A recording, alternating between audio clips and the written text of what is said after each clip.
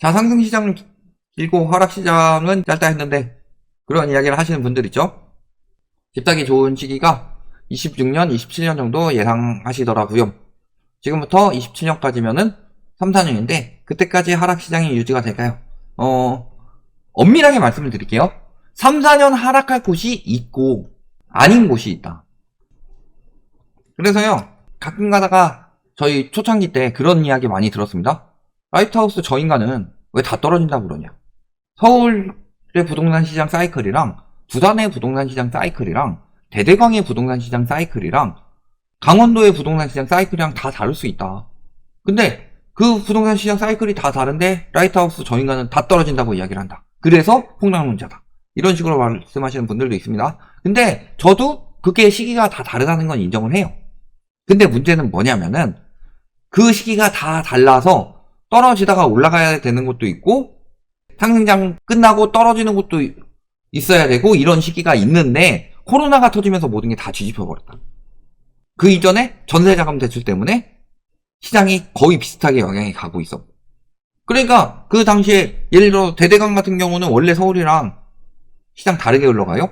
그런데 대대강 시장이 왜 서울처럼 막 가격 띄우기 시작했을 때 같이 올라갔느냐? 그때 스타 강사라는 작자들이 갭투기 유도했잖아요. 예를 들어 뭐 둔산동이라든가 수성구라든가 또 어디죠? 광주에 거기 봉선동이라든가 이런 데를 위주로 다 띄웠어요. 전세자금 대출 때문에 갭투기를 하기 굉장히 용이해진 상황이 됐다. 그러니까 모 강사 혹은 LNG 강사 이런 사람들이 다 그런 데 사라고 다 띄워놓은 거 아니에요. 그러면서 그 사람들은 오프라인 강의를 하고 또 온라인은 영끌오적 이런 사람들이 가가지고 막 집 사세요. 지금 무조건 오릅니다. 그러니까 다 그런 데 들어가가지고 산 거예요. 부동산 유동성이 다 거기로 몰렸다. 그래서 상승한 거고. 그래서 다 같이 흘러가는 건데 실질적으로 거품이 늦게 낀 지역이 있죠? 거품이 늦게 낀 지역이고 그동안에 거품이 계속 안 꼈던 지역이 있어요? 예를 들어 아까 송도 한번 봅시다. 아까 송도 어땠어요? 송도 집값이 이러다가 코로나 때 이렇게 튀었다가 지금 이 정도까지 떨어진 상황이에요. 그러면 원래 여기는 거품이 안 끼다가 뒤늦게 거품이 낀 거죠. 이런 지역들이 빠질 때 4년 동안 천천히 빠지냐? 아니요. 이럴 때도 빠질 때도 금방 빠집니다. 왜? 예를 들어서 여기 보시면 5억 정도예요. 송도 더샵 퍼스트 월드가 5억 정도에서 계속 왔다 갔다 했다가 어디까지 튀었느냐? 13억까지 올라갔어요. 그러다가 지금 9억까지 떨어졌죠. 그러니까 예를 들어 5억으로 거래되다가 13억까지 튀었다가 지금 9억까지 떨어진 상황이다. 그러면은 요 5억에 산 사람들, 이거 몇 세대짜리였죠?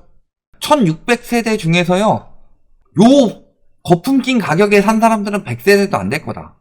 그리고 요 가격에 산 사람들이 1500세대 정도 될 거다.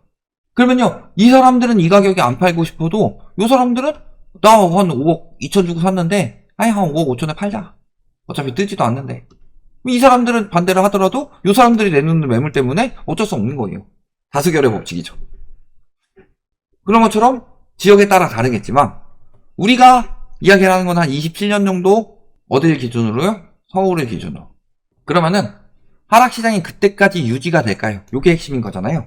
그럼 우리가 다시 이런 것들을 확인을 할 때 그냥 뇌피셜 아가리 통계로 말하지 말고 우리는 통계를 봐야 되잖아요.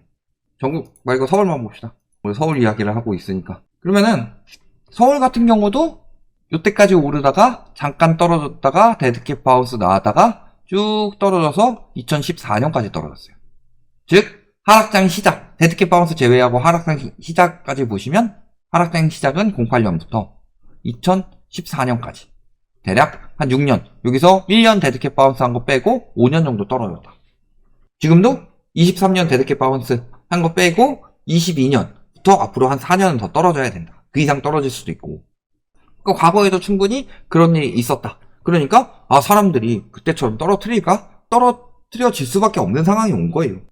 그러면은 왜 저렇게 하락장이 길어지느냐? 우리가 첫 번째로 생각을 해야 될 건 뭐예요? 내 집 마련은 뭘로 해요? 내 돈 플러스 대출이죠. 그래서 내 돈 플러스 대출로 하는 건데 요 여력이 떨어졌을 때 하락장이 시작이 됩니다. 우리가 생각을 해봅시다. 상승장 때 저희는 계속 하락을 주장하고 있었지만 대부분의 사람들은 계속 오를 거라고만 생각했죠. 지금 2030들도 특별히 그렇고. 왜냐면 본인들이 살아왔던 시장에서 부동산에 관심을 갖고 봤을 때 부동산 가격은 계속 올라갔거든요. 집값은 계속 올라갔어. 설마 더 오를까 싶었는데 설마 더 올랐죠. 근데 그게 영원히 갈 수 있느냐? 그 하락을 안 만나봤기 때문에 심리가 안 꺾이는 거죠. 그래도 더 오르지 않을까? 그래도 더 오르지 않을까? 근데 언제 꺾여요? 심리는 안 꺾이는데 여력이 막혔을 때 꺾여요. 2022년에 집값 왜 떨어졌어요? DSR 플러스 금리 인상. 그러니까 내 돈 플러스 대출로 집을 샀는데 문제는 이 대출이 DSR이 적용이 되면서 내 수입에 연관을 주기 시작한 거예요. 그러니까 수입이 없으면 대출도 안 나와. 이게 원래 당연한 거예요. 원래 수입 없는 사람들한테 대출 왜 내줘요? 돈도 없는데. 예를 들어서 저희가 늘 비교를 하잖아요. 백수인 친구한테 한 200만원 빌려줄래? 아니면은 연봉 1억인 친구한테 1000만원 빌려줄래? 어느 쪽이 더 회수율이 높아요? 회수 가능성이. 누구한테 더 마음 편하게 빌려주겠어요? 그렇잖아요. 당연한 거예요. 소득 대비로 대출을 해주는 건. 이걸 가지고 뭐 불공정이니 뭐 말한 것도 말이 안 되는 거고. 그런 이야기도 합니다. 비싼 집 한 채보다 싼 집 여러 채 사는 게 왜 세금을 더 내냐? 싼 집 여러 채 사는 게 당연히 세금 더 내야 돼요. 비싼 집 한 채는 실거주라면 괜찮지만 싼 집 여러 채 사는 사람들은 한 채는 실거주로 나머지는 다 투기용으로 산 거 아니에요. 그러니까 2억짜리 5채 사는 사람이 12억짜리 한 채 사는 사람보다 당연히 세금 많이 내야 돼요. 그거를 불공정인 것처럼 언론에서 언론 플레이를 하고 있다. 그런 부분에 대해서 우리가 계속 이야기를 한 거고. 그래서 요 대출이 줄어버리니까 막힌 거예요. 그러면은 요 대출은 앞으로 다른 건 둘째 치더라도 DSR 때문에 많이 나올 수가 없다. 요거는 저희가 늘 보여드린 데이터 중에 하나가 있었는데 여기 코로나 때 금리가 낮았음에도 불구하고 DSR 50%가 넘어갔고 금리가 높아졌을 때 60%대까지 올라갔어요. 근데 이게 DSR이 적용이 되면은 금리를 아무리 낮추더라도요. 금리 낮을 때가 이 정도였기 때문에 이만큼은 대출이 빠져야 된다는 소리예요. 이만큼 대출이 빠지면 집값은 당연히 빠질 수밖에 없죠. 그래서 이번 하락이 기존 하락보다 무서운 이유는 기존 97년 IMF 때 하락은요. 이거는 경제 붕괴 때문에 하락된 거라서 장기적으로 갈 수가 없었죠. 그 다음에 본격적인 거품 붕괴는 08년 글로벌 금융위기 때죠. 이때는 장기 하락 나왔는데 요 장기 하락을 뭘로 버티게 만들었다? 전세자금 대출로. 그래서 가계부채 늘리면서 집값을 버티게 만든 거예요. 근데 이번 하락은 가계부채가 줄어들 수밖에 없다. 요거는 이창용 총재가 이야기한 것처럼 지금 경제에 문제가 생기기 때문인 거고 근데 지금 한국은행에서도 헛소리를 하나 하고 있는 게요. 자, 요 이야기는 계속하죠. GDP 대비 가계부채는 80%까지 떨어져야 된다. 근데 이 가격대가 어느 정도다? 아까 질문하신 분 뭐 언제까지 얼마까지 떨어질까요? 라고 이야기를 하는데 자, 80%대일 때가 24년도 하반기입니다. 그러니까 이때까지 가격 떨어져야 된다고 하는 거예요. 소득 대비로. 그러니까 당연히 물가랑 소득 올라가는 만큼 요때 대비로 올라가겠죠. 그러니까 요때가 한 4억 8천이다 라고 하면은 물가 상승률 대략 지금 인플레이션이 심하지만 물가 상승률 평균적으로 1.8% 정도 됐어요. 그러니까 2027년에는 중위 가격이 한 6억 정도는 돼야 된다. 그렇죠. 그러니까 길게 빠지는 거죠. 코로나 거품은 22년에 한 번에 확 빠진 이유가 뭐다? 그때 산 사람들이 부담이 어마어마하게 크고 굉장히 비정상적으로 샀기 때문에. 근데 그런 이야기 있습니다.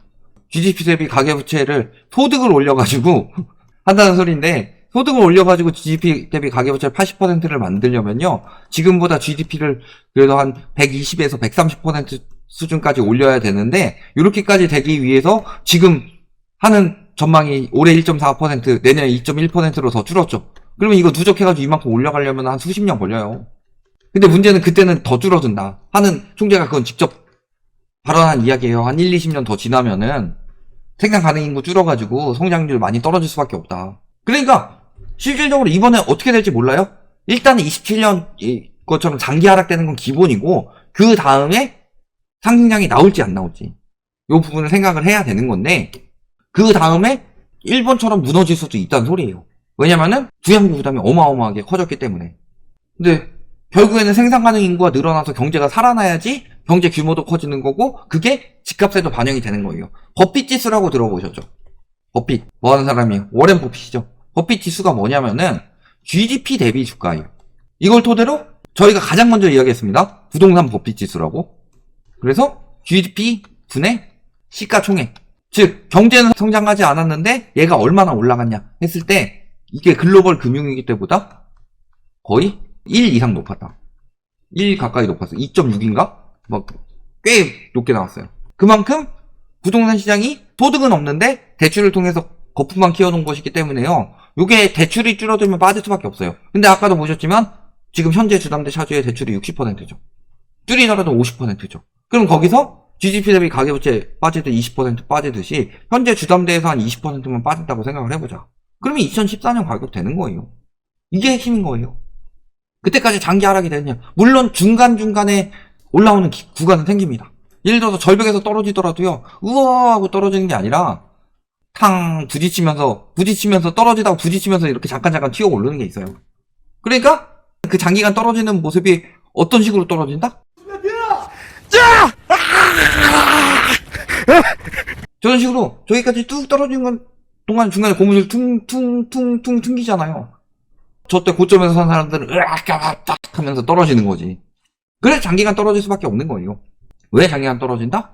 우리가 생각을 했을 때 집을 살 때요. 항상 내가 이 돈은 집 사야지 해놓고서 한 5억 정도 가지고 있다가 대출 떨어지면 집을 사느냐. 이게 아니죠. 모아놓다가 사는 거잖아요.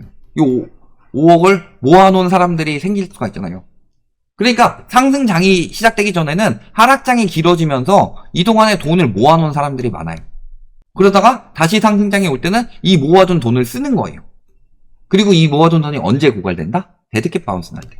이때 고갈이 되면은 이때 하락장 나오면서 사람들이 다시 돈을 모으는 거예요. 왜? 돈을 모아가지고 집을 살 수 있는 사람들은 이미 대부분 샀거나 그럼에도 불구하고 안 산 사람들은 지금 살 마음이 없기 때문에. 그러면 이제 새롭게 수요들을 유입시키기 위해서는 돈을 모아야 돼요. 그 돈을 모으는 기간이 하락기가 되는 거예요.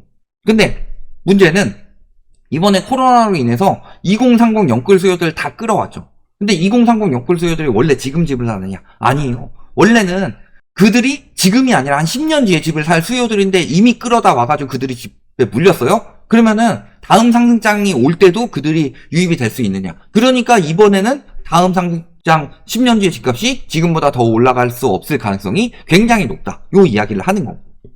그래서 잘 보시면은 왜 하락장이 장기간이 되느냐? 당연히 그 여력을 가진 사람들이 다 빠졌기 때문에. 그리고 이제는 여력이 없으니까 가격이 계속 빠지는 거고, 아무리 중간중간 심리를 살리려고 하더라도 돈이 없고 지금 집값에 합리적으로 대출이 나오지 않으니까 대출이 부족해서 못 사기 때문에 사고 싶어도 진짜 못 삽니다. 그래서 우리가 얼마 전에 사고 싶어도 못 산다는 영상도 올린 거고, 이런 부분을 확인해 보시면 답이 나옵니다.